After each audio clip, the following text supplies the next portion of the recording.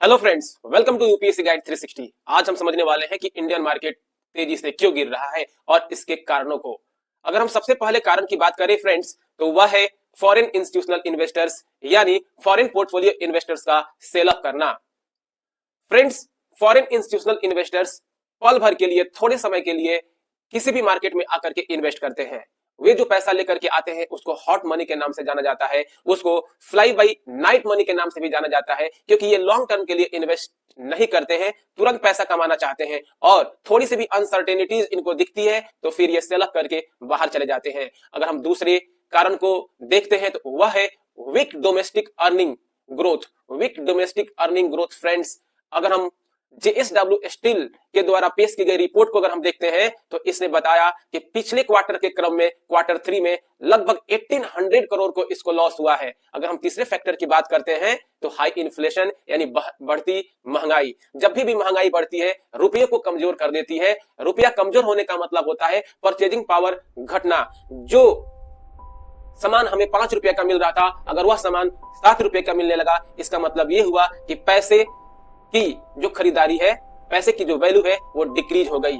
Friends, अगर और कुछ पहलुओं को हम देखें उसमें आता है impact of US president Donald Trump's directives. अभी अभी डोनाल्ड ट्रंप ने स्टील और अल्युमिनियम पर टैरिफ रेट बढ़ा दिया, जैसे कि स्टील पर 25%, अल्युमिनियम पर 10% का टैरिफ लगा दिया। यह निगेटिवली हमारे मार्केट को इंपैक्ट कर रहा है। इस मूव का कारण अगर ट्रंप ने बताया तो उन्होंने कहा अनफेयर ट्रेड प्रैक्टिसेस जो इनके यहाँ बाहरी कंपनियों के द्वारा की जा रही है उस पर ये विराम लगाएंगे, स्टॉप लगाएंगे। अगर हम फ्रेंड्स और भी कुछ कारणों की बात करें तो वह है यूएस बॉन्ड का इंक्रीज होना।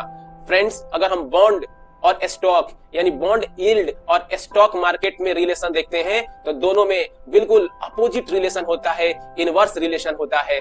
कैसे फ्रेंड्स? अगर बॉन्ड की प्राइसेज बढ़ती है तो स्टॉक मार्केट में इक्विटी को सेल अप करके बॉन्ड में इन्वेस्टर्स जाकर के इन्वेस्ट करते हैं, बॉन्ड ज्यादा सुरक्षित होता है। वैसे ही अमेरिकन बॉन्ड्स का यील्ड होना फॉरेन पोर्टफोलियो को और इक्विटी सेल करने पर मजबूर कर देता है और वो जाकर के कम इंटरेस्ट रेट पर भी इन्वेस्ट करते हैं, ज्यादा सुरक्षित महसूस करते हैं। फ्रेंड्स, अगर हम इन्वेस्टर्स के बिहेवियर को देखें तो जैसे ही फॉरेन इन्वेस्टर्स हार्ड मनी को लेकर के जाते हैं, हमारे देश में रुपीज ज्यादा हो जाता है, इसकी वैल्यू गिर जाती है और जो कैपिटल इनफ्लो है डिक्रीज होने के कारण निगेटिव सेंटीमेंट मार्केट में बन जाता है और बेरिश हो जाता है मार्केट। और भी कुछ कारणों की अगर हम बात करते हैं फ्रेंड्स तो उसमें आता है अट्रैक्टिव यूएस बॉन्ड यील्ड, जो कि ऑलरेडी हम लोगों ने देख लिया।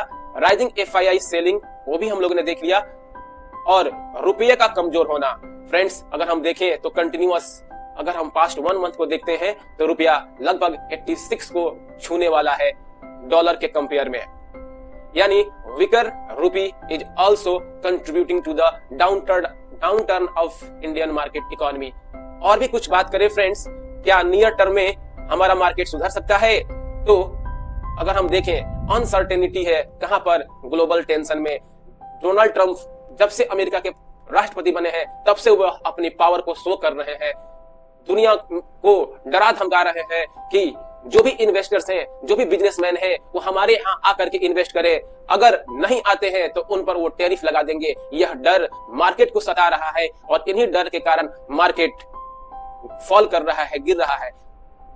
अगर हम और कुछ कारणों की बात करें फ्रेंड्स तो SIP inflow as a buffer, हमारे जो इंडियन मार्केट के इन्वेस्टर हैं, डोमेस्टिक इन्वेस्टर्स हैं, वो इसको काउंटर कर रहे हैं, लेकिन इनकी इतनी अभी उतनी पोटेंशियल नहीं हुई है ताकि ये पूरी तरह से एफआईआई सेल अप को काउंटर कर सके। अगर हम कंक्लूजन की बात करते हैं फ्रेंड्स तो अभी जो मार्केट का गिरना है वो बहुत सारे कॉम्बिनेशन का रिजल्ट है, जैसे डोमेस्टिक अर्निंग का डिक्रीज होना, इंटरनेशनल फैक्टर्स जैसे एफआईआई का सेल अप होना और ट्रेड अनसर्टेनिटीज, ट्रंप का कब टैरिफ लगा देंगे, कब किसी कंट्री पर सैंक्शन लगा देंगे, यह अभी पता नहीं चल रहा है।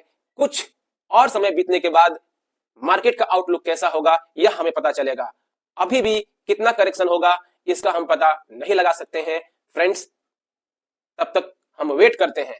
अगर ये आपको लेक्चर अच्छा लगा तो आप इसको लाइक करें, सब्सक्राइब करें, शेयर करें। तब तक के लिए धन्यवाद।